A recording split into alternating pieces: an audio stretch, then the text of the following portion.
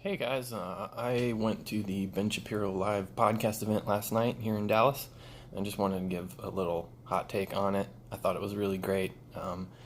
First of all, the venue was awesome. The Music Factory in Irving, Texas, if you guys haven't seen that place, go check it out. Like, I was looking around, like, I want to go to a concert here because it was such an awesome venue. They've figured out how to get air flowing over the seats where people are sitting so you keep cool. There's these huge helicopter blade fans on the ceiling. Anyway, it's a great venue. Go check it out. And they did not pay me. I'm just saying that because it was awesome. But there were about 4,000 people there, Shapiro said, from the stage. And I think they sold 3,600 tickets. There's always a few more. But it was cram-packed when I got there. I was about 5 minutes late. I was surprised at all the traffic that was down there, so I got in about 5 minutes late, and almost every seat was filled. I had to find my seat because I couldn't sit wherever I wanted. Sometimes you can do that in events like that. Certainly that was the case with Sam Harris's podcast that I went to a couple months ago in Dallas. It was definitely not sold out. I could have sat at a lot of places, but I had to find my seat at Shapiro's. The crowd was electric, which is something I did not expect for this event. There was energy in the room almost to the level of a rock concert. And I mean the kind of rock concert that would be at that venue where there are seats, like not the kind that I went to when I was a kid, where if there were seats there, they'd be destroyed by the end of the concert. But, an adult level rock concert where you sit down and watch the show. I thought the energy level in the crowd was about that high. It was really unexpected. I didn't expect that. Ben Shapiro's a really intellectual guy, and you don't see the kind of excitement for intellectual topics that I saw at that event. So I got excited, so that's why I'm doing the video. So I waited till the podcast video came out on YouTube that always comes out to see if he would include the Q&A section, and he did not, as I expected. So I was going to talk mainly about the things you cannot see in the podcast video, which I've linked to below. But first, the intro, when he came out, this is before the podcast started, he came out on stage in a giant black cowboy hat. So the crowd kind of went crazy over that, like, yeah, Texas, or whatever. So that was fun. But then he took it off, revealing his yarmulke for the actual podcast. That was kind of funny.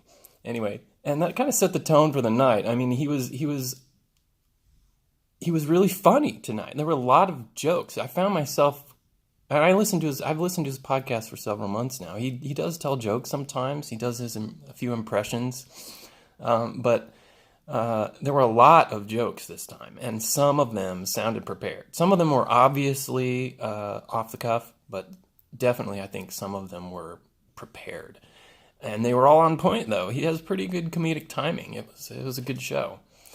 I think my favorite joke was when he put up the video of the transgender man running as a woman running as a governor for, I believe, Vermont or one of those states up there, New England.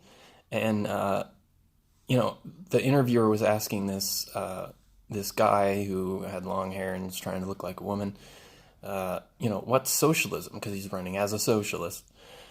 And the guy was like, I don't know what socialism is, but I guess I am one, or something like that. And then Shapiro cut in and he's like, yeah, there's some other things you say you are that you don't understand the definition of too. And I thought that was pretty funny. So did the crowd. There was a lot of laughs in that event. So, but let's go to the, you can see all of that down below. But let's go to the Q&A section, which is not in the video. Which is where Ben Shapiro really shines and has made his name speaking on college campuses, answering questions from the crowd. So this is Texas, so I've been to a few political events down here, and when you go to political events in Texas and there's any kind of audience participation, you're going to get the libertarians talking about marijuana. It's going to happen. They're going to try to hijack the whole thing and make it all about marijuana legalization. So we had one of those asking, and this one was actually a little worse than most of the ones I've seen. He rambled on a little bit about cannabis this, cannabis that, industrial hemp or something, I don't know. And then he was like, he didn't ask a question, which is, Shapiro at the beginning said, you need to ask a question, you need to say something with a question mark at the end, and if you don't, I'm going to snap my fingers and that's it, I'm going to the next question. Okay? So this guy was like, okay, blah, blah, blah, rambled on about hemp or industrial hemp and marijuana or whatever. And he's like, so can we have an update on that? Like Shapiro gives updates regularly on marijuana legalization. So Shapiro just looked at him and like, with a smirk on his face, snapped his finger and went to the next question. Which was like, that's how you need to handle those people, man. Otherwise, they're going to hijack the whole meeting. I've seen it happen. Which, by the way, medical marijuana is legal in Texas as of 2015. They passed a law, and it has to be within a certain THC level and all of this stuff. But you can get legal medical marijuana in Texas if you want. The next interesting thing is there was actually a second libertarian that came up and asked about objectivism, Ayn Rand's objectivism, and specifically was challenging Shapiro directly, saying, you're a coward for not having this one Randian objectivist podcaster on your show, on your Sunday special. When's it going to happen? And Shapiro says, well, yeah, I'd love to have him on. I'd love to talk to him and everything. Let's do it. But the guy kept just pressing him and pressing him and pressing him. You always say you're going to have him on, and then you never do it. And I just found myself thinking, Shapiro has been doing the Sunday special with interviews of other podcasters for what, like 2 or 3 months? He's only had like 10 or 12 guests on or something like that ever. I mean, like, he has to have this one objectivist Randian on within a couple months of having started doing interviews. But anyway, so Shapiro just kept trying to say, okay, yeah, that sounds great. But the guy kept pressing him, so he's like, finally, right, okay, fine. You want me to have him on? I'll text him right now. And he gets out his phone and texts this guy. Apparently he has him on his phone, I guess. I don't know. Or maybe he just looked it up on the website. But anyway, he went to the next question, and throughout the next question, he was kind of working on his phone. And then after the next question, he's like, there, I scheduled Yaron Brook. I think I looked him up later. I think his name's Yaron Brook. For the Sunday special. So I thought, I mean, this dude actually called Shapiro a coward. Like, that's not what I think of when I think of Ben Shapiro, to say the least. But I think Shapiro got a little mad. Like, he allowed himself to be baited. I thought that was odd. Like, I wouldn't have been like that if I was him. I'd been like, okay, you're going to call me a coward. I'm not talking to you anymore. Gone. But Shapiro allowed himself to be baited a little bit, I think, but he got a little pissed, I believe. So, guys, if you watch the Shapiro podcast, watch for the Sunday special with Yaron Brook on it. Apparently he scheduled him, so it's going to be coming up in the next few months. There's always a lag between when he does the actual interview and when it comes out. But be watching for that, because up until now, Shapiro has taken the Sunday special as kind of an interview type style where he has the guest on and he just asks them questions about what they think and lets them talk, And I think that's the format for podcast interviews. It is for Sam Harris's podcast, I know. So, I would watch that, because I think Shapiro might let into this guy, this Yaron Brook, a little bit, just because the guy who asked him at the event last night to have him on, treated him a little bit roughly, I thought. So I think Shapiro, his body language, he was like, okay, fine, I'll have him on. We'll see how that goes. I don't know, man. I don't know what's going to happen with that. It might be an interesting one. It might be a little more combative than the normal ones that he does. But anyway, it's Dallas, so again, you're going to have those libertarians come in, and you're also going to have Christians come in and ask you questions, and there was one of those last night. I was surprised at how many of the questions were people asking advice on how do I become like you, Ben? Like, how do I start my own, conservative media thing? And he handled all that in stride. But then this gal came up and asked, like, she said, "I'm a Christian, but I'm not trying to convert you. I just want to hear your answer to the question that's posed from Christian apologetics." And she basically says, "Well, was Jesus? If Jesus claimed to be God, okay, so if he's not Lord, if he's not actually right that he was God, he's not Lord, then what is he? He can't be just a nice teacher." Okay, and Shapiro has said things to that effect in his podcast before. That Jesus was a teacher, he was a good moral teacher, that he was saying things that basically was consistent with what other rabbis were saying in the Second Temple Judaism era of the first century. And so it was a question I would have wanted to ask Shapiro, because I know this is basically what he views since he's an Orthodox Jew. She asked, well, he can't be, if he's not Lord, you don't think he's Lord, then he must be either a liar or a lunatic. And Shapiro knew the argument. He correctly identified it immediately as the C.S. Lewis liar, lunatic, or Lord argument.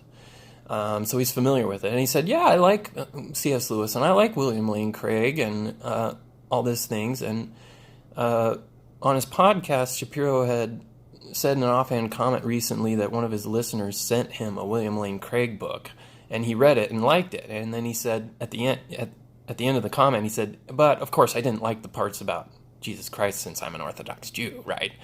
But he didn't really respond to anything. So I think this gal was listening to the podcast too and wanted him to actually respond to an argument about Jesus Christ and Christianity. And but the funny thing is Shapiro didn't respond to it last night. He basically said, "I respect all belief systems. I don't want to make fun of anybody's belief. And he really punted on the question, which is really odd for Shapiro. He's known for giving direct, forceful answers to questions like that during a Q&A session. It's one of the things that made him popular and famous. And I don't know why he stepped a little bit out of character, I thought. I was expecting him to go full, like, okay, here's what I think as an Orthodox Jew. He did say something mildly related to that. Man, this video is really dark. That's okay. You can hear my voice. I'll be like anonymous. He did say basically that, well, I think the gospel writers wrote these things decades after Jesus' death, which is true. And they kind of said these things, but Jesus was basically somebody who, in other words, Shapiro, he didn't go very far after that. He basically said that they wrote these things decades after Jesus died, and that was the sum total of his answer. And then he lapsed into this whole conciliatory thing, like, I respect everyone's belief systems, and I don't like to talk about theology and stuff like that. Again, weird for Shapiro. So I have three ideas about what happened here, what's going on, because it seems so out of character for him. One, Shapiro maybe has changed his character. He wants to be more focused on things, political things only, and not talk about theology, which I don't think is a good idea. Half the reason I listen to his podcast is because he does Bible talks sometimes, and that he relates political things to morality and theism and Judeo-Christian values and all those things, which I think is something that people don't talk about enough. So maybe he's changed on that. I tend to reject that thesis. Second idea, maybe Shapiro is playing some kind of economic thing here with his business. Maybe he knows he's in Dallas. There's lots of Christians there in the audience. He knows most of his audience is probably conservative evangelical Christians. So maybe he's decided he's not going to advertise that his opinions on Jesus Christ. I don't know. Maybe he's decided that those are his audience and he needs to play to that and pander to that. Which is, again, odd for him. Like, he made his name being controversial. That's why we watch Ben Shapiro. It's like he says the thing. He's the guy who actually does say controversial things that aren't put it bluntly, like Donald Trump, okay, that aren't offensive just to be offensive. They're offensive to people because of different value systems and different belief systems, but they're sincerely held beliefs that are serious. And, I don't care. Like, I know he's a Jew. I know he's an Orthodox Jew. I know he doesn't believe Jesus Christ is the Son of God. I know that he's not going to support that.